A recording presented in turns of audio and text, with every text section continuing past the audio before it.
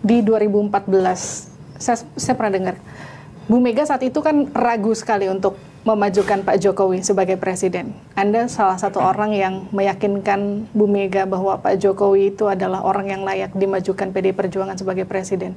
Dan setelah ini semua terjadi, Anda menyesal nggak? Ibu Mega nggak pernah ragu. Hanya Ibu Mega akan melakukan suatu kontemplasi. Melihat bagaimana kehendak rakyat itu. Yang saat itu mau tidak mau, ya kita melihat secara objektif bahwa pemimpin perempuan di Republik ini masih menghadapi persoalan karena aspek budaya, agama, dan sebagainya. Berbagai constraint itu yang kami lihat. Maka kemudian saya mengajukan proposal saat itu ke Pak Jokowi dan Ibu Mega. Saya tulis, masih ada tulisannya sekarang. Bagaimana Ibu Mega sebagai presiden, Pak Jokowi sebagai wakil presiden. Saya bilang sama Pak Jokowi, ini tertulis.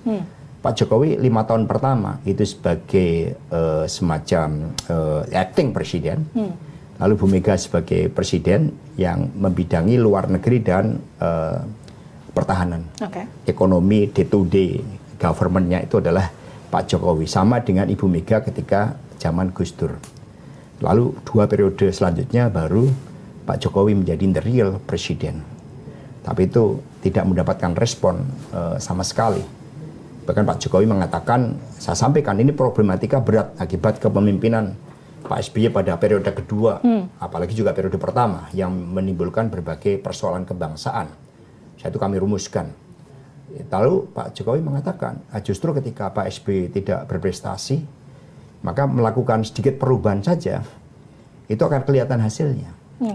Itu yang dilakukan. Sehingga pada akhirnya upaya saya itu mentok untuk mendorong kombinasi Bu Mega dan Pak Jokowi. Itu Andi Wijayanto menjadi saksi. Nah, kemudian ya akhirnya pergerakan day-to-day menjelang bulan Maret itu akhirnya mengerucut.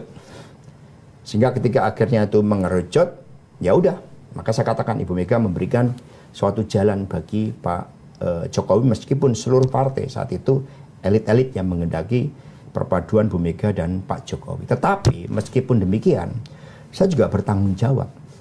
Ketika 1 minggu setelah Golkar, PKB, sama PAN memberikan dukungan pada Pak Prabowo di Museum Perumusan Naskah Proklamasi, saya melihat udah bergeser total ini.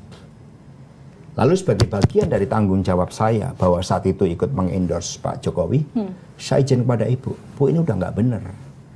Karena sudah berbohong. Termasuk kepada Mas Tok, Mas Guntur Soekarno Putro.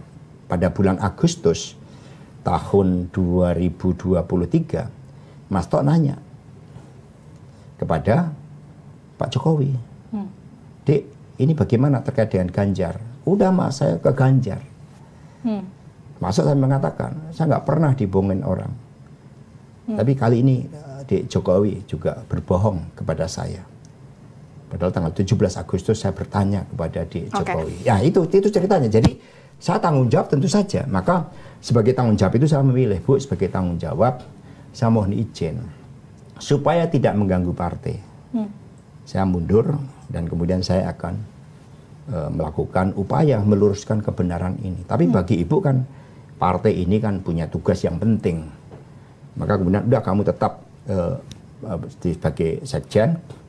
Dan udah kita lihat, pokoknya Gusti ora sare. Itu jawaban Ibu. Dan saya tetap di PD Perjuangan. Dan kemudian setelah pemilu ini yang kami perkirakan dalam seluruh data kami setidaknya putaran kedua, maka baru kami sampaikan yang seharusnya pada putaran kedua itu.